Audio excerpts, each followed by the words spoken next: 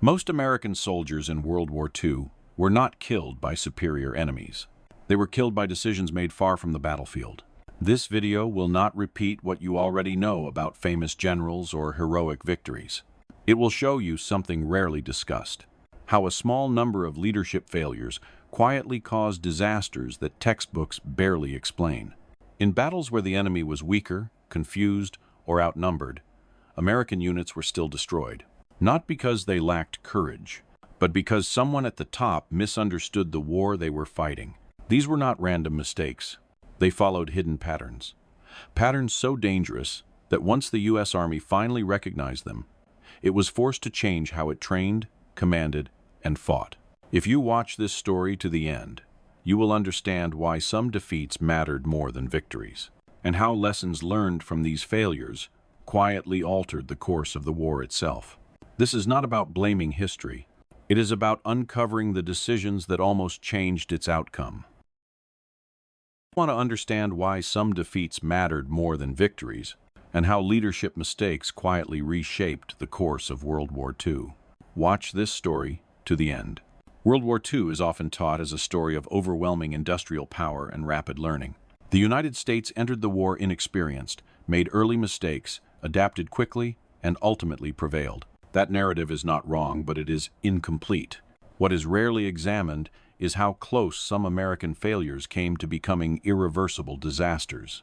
Not because the enemy was unbeatable, but because leadership errors multiplied faster than lessons could be learned. At the strategic level, the United States had advantages most armies in history never possessed: manpower, production capacity, technological innovation, and secure supply lines. But those advantages only mattered if commanders understood how to use them in the specific war they were fighting. Again and again, they didn't. The common assumption is that battlefield failure comes from lack of resources. In reality, many of the most costly American defeats occurred when resources were available but misapplied. Troops were trained for one kind of war and sent into another. Defenses were designed against the wrong threat. Command structures existed on paper but collapsed under pressure. These failures shared one dangerous characteristic: they looked reasonable before the fighting began. Orders were written carefully. Plans followed doctrine. Warnings were acknowledged and then misunderstood. From the outside, everything appeared under control. This is why these mistakes were so deadly. Leadership failure in World War II was rarely dramatic at first. There were no immediate collapses, no obvious panic. Instead, there was hesitation, misplaced confidence, a belief that problems could be managed later after the situation became clearer. But war does not wait for clarity. In several key moments, American commanders faced windows of opportunity measured not in days, but in hours. Moments when speed mattered more than preparation, when imperfect action was safer than perfect delay. Those moments were missed, not because commanders lacked intelligence, but because they trusted systems that had never been tested under real combat conditions. They relied on training manuals that assumed cooperation between units that had never fought together. They believed that courage and discipline could compensate for structural flaws. And when reality contradicted those assumptions, the cost was paid immediately by soldiers who had no influence over the decisions that placed them in danger. Another uncomfortable truth emerges when these cases are examined together. Rank often insulated failure instead of correcting it. Distance from the front created distance from consequences. Commanders issued orders without fully understanding terrain, enemy behavior, or the condition of their own troops. Information traveled upward slowly, was filtered cautiously, and often arrived too late to matter. In theory, this system was designed to ensure control. In practice, it created blindness. What makes these failures especially important is not that they occurred. Every army makes mistakes in war. It is how long they persisted before being recognized. In several cases, catastrophic outcomes were required before changes were made. Entire units were destroyed. Campaigns stalled for months. Thousands of casualties accumulated before leadership structures were corrected or replaced. Only then did adaptation truly begin. This video is not an indictment of individuals alone. It is an examination of patterns that repeated across different theaters, different commanders, and different types of operations. By understanding these patterns, we begin to see World War II differently, not as a smooth progression from inexperience to mastery, but as a series of painful corrections forced by failure. In the sections that follow, we will break down 5 specific types of leadership collapse, not to assign blame, but to understand cause and effect. Because the outcome of the war was not shaped only by the victories that are remembered. It was shaped by the failures that nearly changed everything, and by how quickly those failures were finally confronted.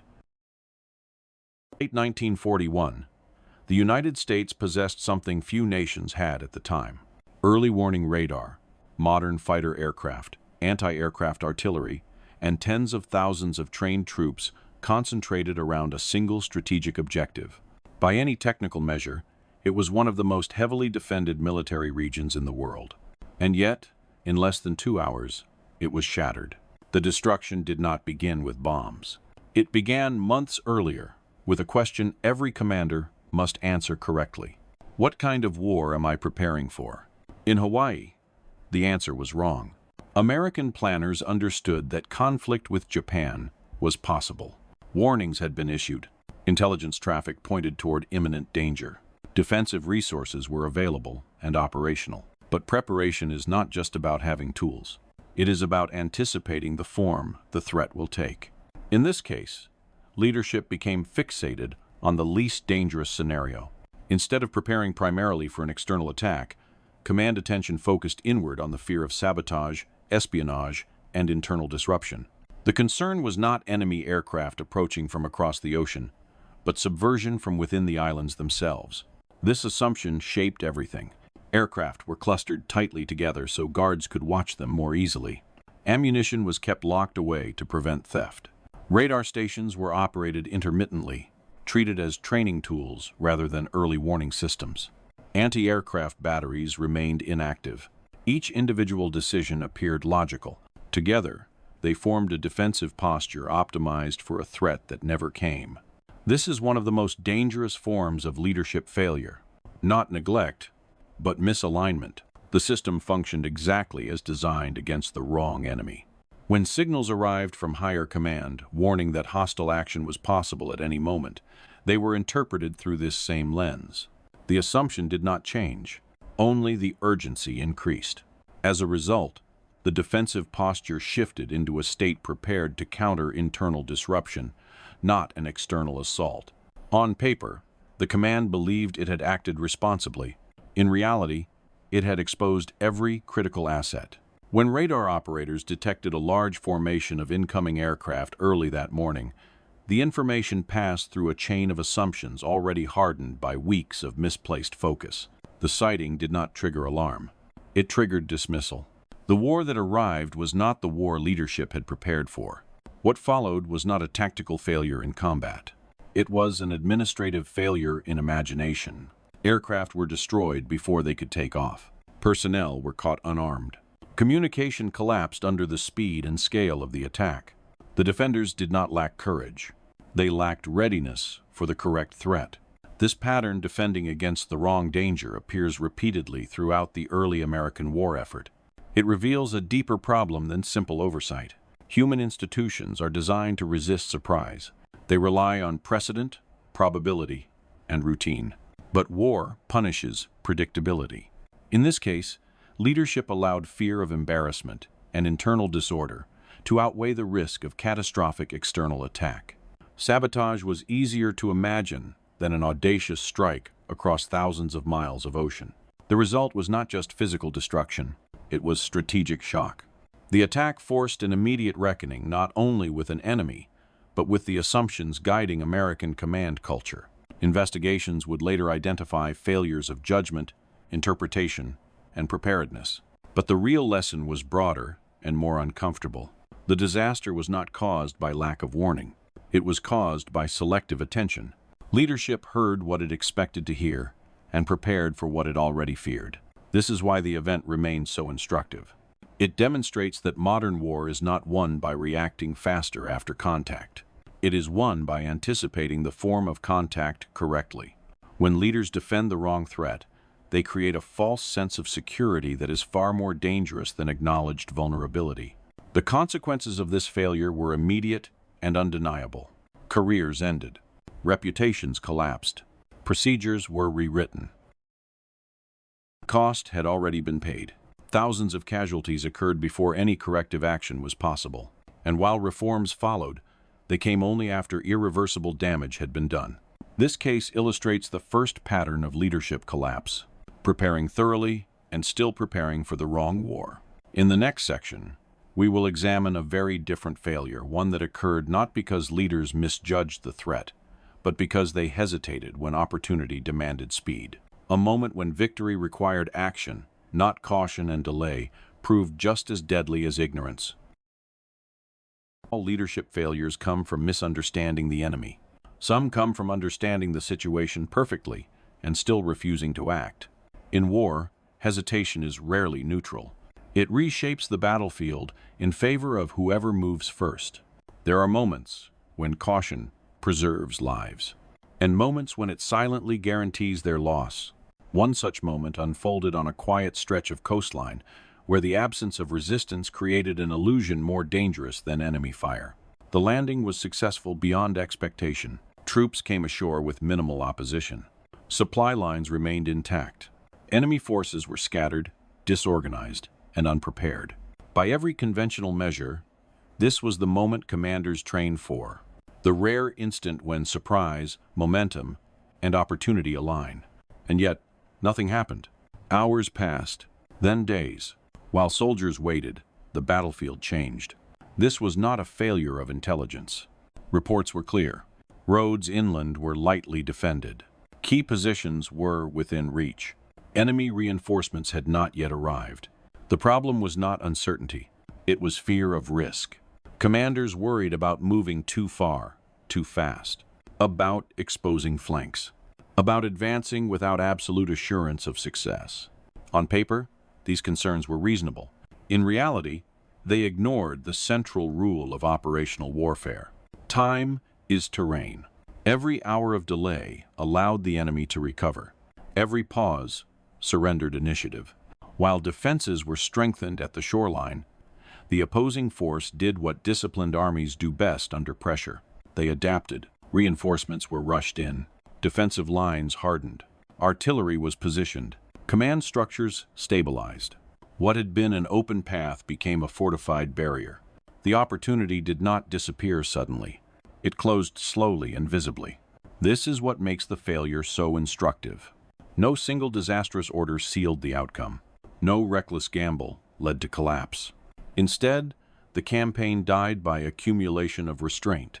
Leadership chose security over speed, control over momentum, preparation over action. By the time the decision was made to advance, the moment had passed. The battlefield now demanded a different kind of fight, one defined by attrition rather than maneuver. Casualties mounted. Progress slowed to meters instead of miles. What should have been a short, decisive operation became months of grinding combat. The cost was staggering. Tens of thousands of casualties followed, not because the enemy was stronger, but because the window for decisive action had been allowed to close. This pattern reveals a second form of leadership collapse, mistaking prudence for wisdom. In high-risk environments, leaders are trained to minimize uncertainty, but war does not reward those who wait for perfect conditions. The paradox is brutal but consistent. The safest decision in the moment can become the most dangerous decision over time. This failure was not rooted in incompetence. It was rooted in mindset. Commanders involved were experienced, disciplined, and cautious by nature. They valued planning, logistics, and preparation qualities essential in most circumstances. But the operation they faced required a different skill set.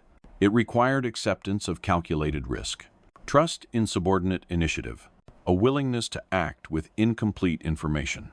Instead, leadership defaulted to what it knew best, and that familiarity proved fatal. When later commanders reviewed the campaign, the lesson was clear. Not all delays are defensive. Some delays are surrender. Momentum, once lost, cannot be reclaimed at the same cost. This realization would quietly reshape how future operations were planned. Speed would be prioritized earlier.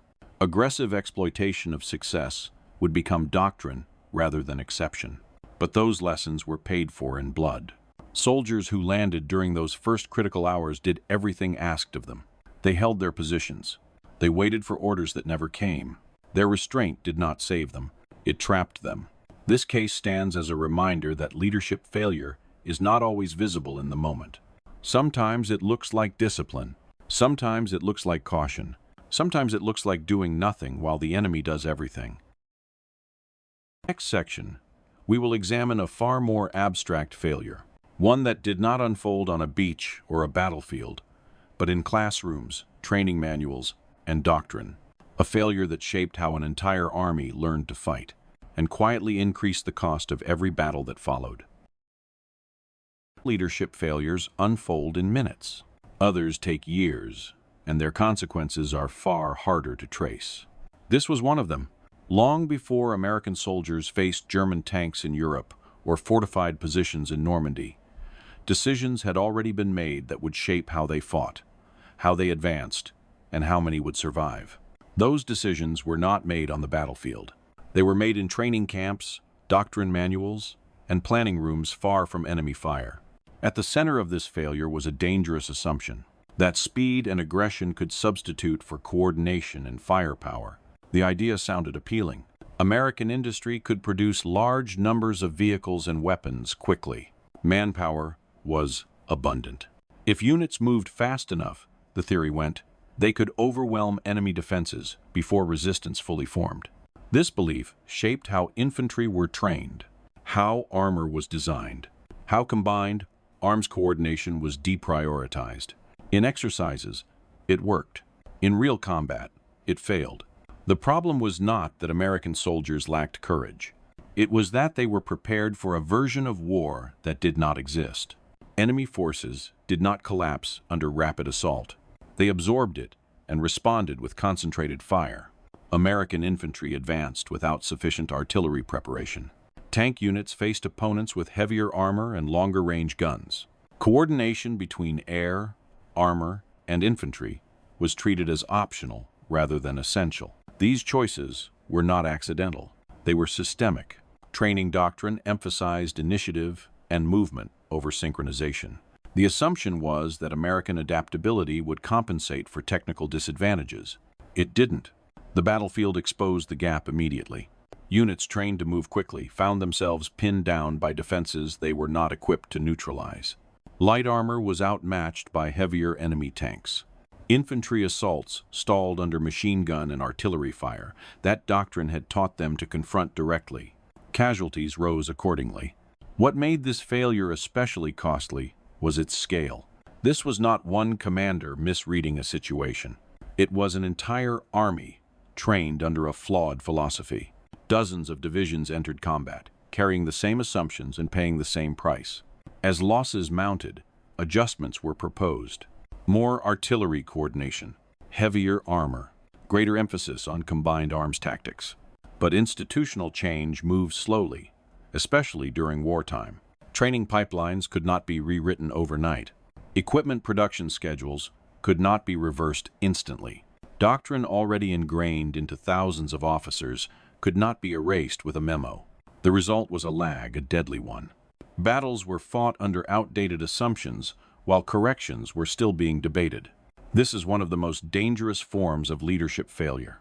When wrong ideas persist, not because they are unchallenged, but because they are deeply embedded. The system continued to function efficiently, producing units trained for yesterday's war. And soldiers paid the difference. The tragedy is that many of these failures were foreseeable. Other Allied armies had already recognized the importance of extensive artillery preparation and close coordination between arms. Evidence from early engagements clearly showed which approaches minimized casualties. But doctrine is not just about evidence. It is about belief.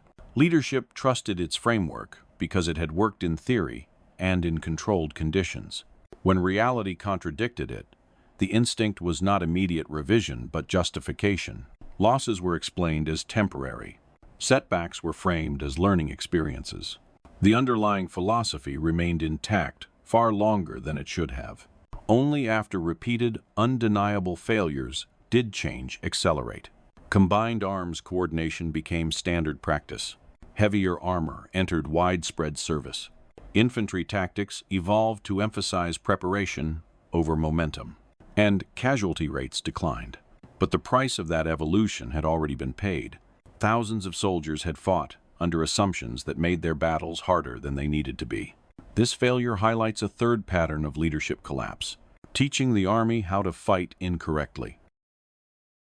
Like hesitation or misjudged threats, this failure was invisible to those executing orders. Soldiers followed doctrine. Officers applied what they had been taught. From their perspective, nothing was wrong until the battlefield proved otherwise. The lesson is stark. An army can possess courage, discipline, and numerical strength, and still bleed unnecessarily if its leaders misunderstand the nature of the war it is fighting. Victory does not excuse flawed doctrine. It only hides its cost. In the next section, we will examine a failure that combined both misjudgment and doctrine. When unprepared troops were sent into an environment they had never been trained to survive. A failure not of theory alone, but of responsibility. Every leadership failure comes from poor planning or flawed doctrine. Some come from a more basic breach of responsibility, sending soldiers into environments they were never prepared to survive. This failure does not announce itself with dramatic mistakes. It reveals itself slowly through exhaustion, confusion, sickness, and mounting casualties that seem disconnected from enemy action. In these cases, the battlefield itself becomes the primary adversary. Dans terrain, unfamiliar climate, invisible threats. Leadership understood that the fight ahead would be difficult. What they failed to grasp was how different it would be. Training programs emphasized conventional movement, standard supply chains, and familiar equipment. They assumed that discipline and determination would compensate for environmental challenges. They did not. When units arrived in hostile terrain, they discovered that their preparation had been theoretical at best. Navigation became unreliable. Weapons malfunctioned under constant moisture. Basic movement drained energy at alarming rates. More importantly, disease began to spread faster than the enemy. Medical planning had treated illness as a secondary concern. Preventive measures were insufficient. Sanitation protocols were poorly adapted to conditions on the ground.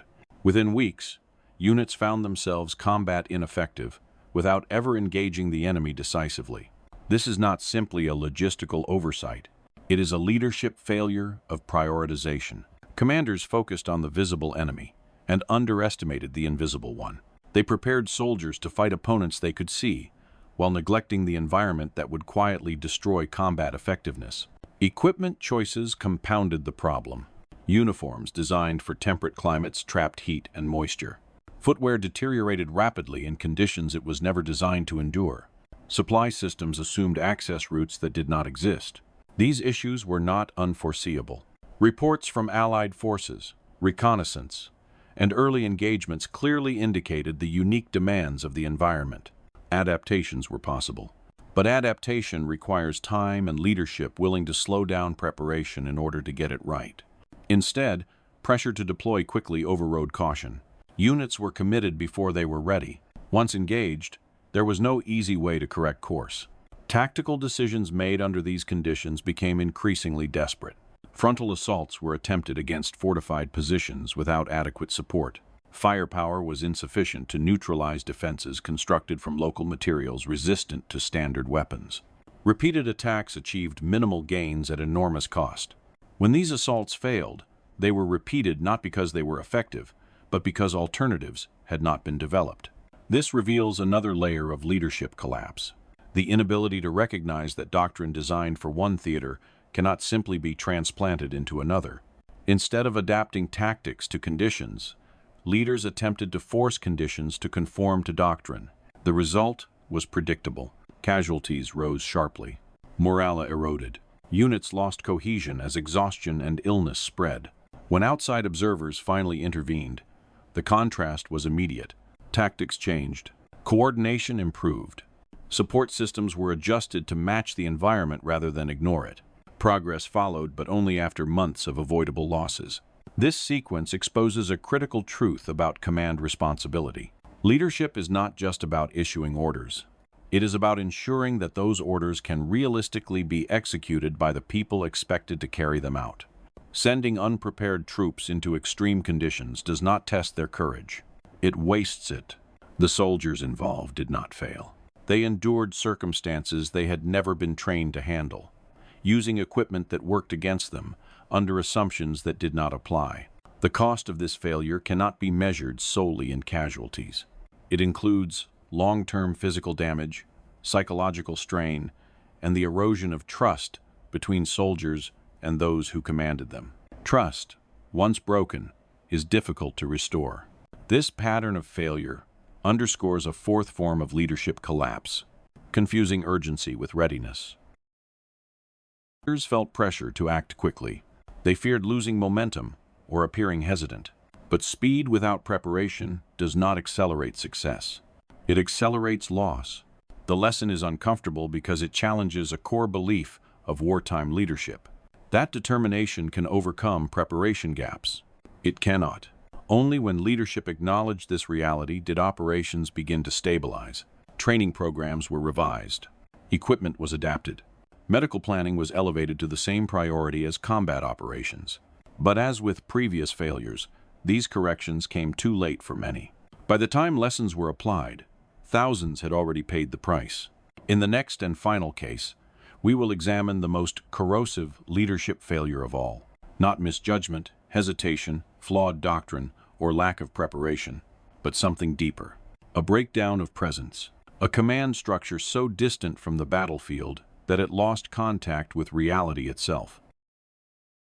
All forms of leadership failure in war. None is more corrosive than distance. Not physical distance alone, but psychological distance. The separation between those who decide and those who die.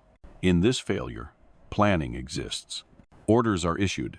Reports are written. But leadership no longer touches reality.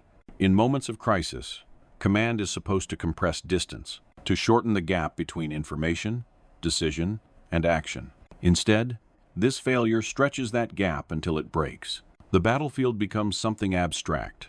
Casualties become numbers. Units become symbols on a map, and decisions lose their weight. This pattern emerges most clearly when command structures prioritize insulation over awareness. Headquarters are positioned far from danger. Information flows upward slowly, filtered through layers designed to avoid blame rather than reveal truth. Orders flow downward without context, nuance, or adaptability. In theory, this system ensures control. In practice, it creates blindness. When commanders do not see the terrain, they misjudge it. When they do not hear their troops, they misunderstand morale.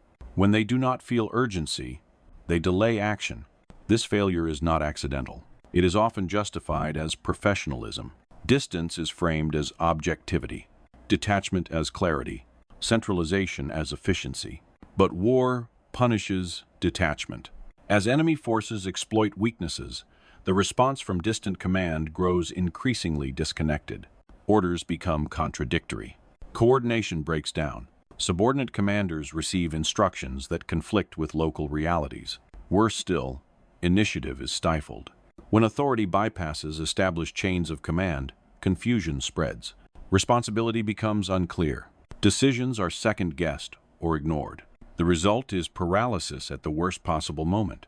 Units fight bravely but incoherently. Support arrives late or not at all. Reinforcements are committed piecemeal rather than decisively. Losses mount without clear purpose. This is not cowardice in the conventional sense. It is a failure of presence. True command requires exposure, not recklessness, but proximity to consequence. Leaders must understand not only what is happening, but how it feels to those executing their orders. Without that connection, command becomes administrative rather than tactical.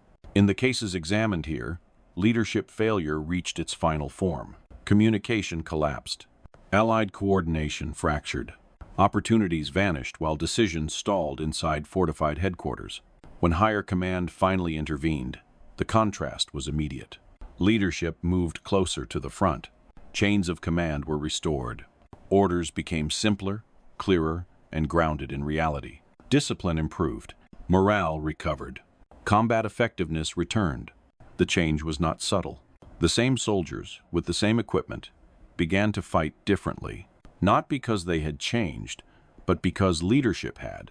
This exposes the most uncomfortable truth of all. The greatest danger in war is not ignorance, fear, or even flawed doctrine. It is leadership that becomes disconnected from the human cost of its decisions. When command loses presence, it loses accountability. And when accountability disappears, failure compounds unchecked. This final pattern completes the sequence. First, leaders prepared for the wrong threat. Then they hesitated when speed was essential. They trained the army for the wrong kind of war. They sent unprepared men into unforgiving environments. And finally, they commanded from a distance that stripped decisions of consequence. Each failure alone was survivable. Together, they were nearly catastrophic. What saved the American war effort was not perfection. It was correction. Leadership was changed. Systems were restructured. Doctrine evolved under pressure. But those reforms were not proactive. They were reactive, forced by disaster. The lesson is not that failure is inevitable. It is that failure ignored becomes fatal. World War II did not reward brilliance alone. It rewarded leaders willing to confront their own mistakes and change fast enough to matter. In the final section, we will bring these failures together, not as a list of men or battles, but as a system of lessons. Lessons written in blood, remembered quietly, and too often relearned the hard way. This analysis changed how you see World War II leadership. Leave a like. It tells YouTube to show this to more people who care about real history. Comment below. Which leadership failure surprised you the most? Subscribe for more deep, honest examinations of history. Because some lessons are written in blood, and forgetting them is the most dangerous mistake of all.